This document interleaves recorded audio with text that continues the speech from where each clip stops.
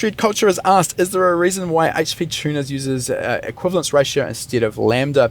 Equivalence ratio is a technique or a way of representing air fuel ratio that is very, very common with factory calibration engineers. So this is common when we are reflashing aftermarket ECUs.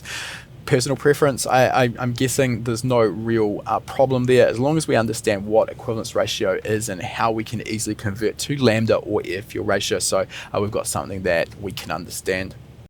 That question was taken from one of our free live lessons.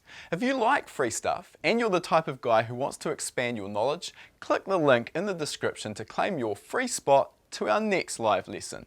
You'll learn about performance engine building and EFI tuning, and you'll also have the chance to ask your own questions, which I'll be answering live. Remember, it's 100% free, so follow the link to claim your spot.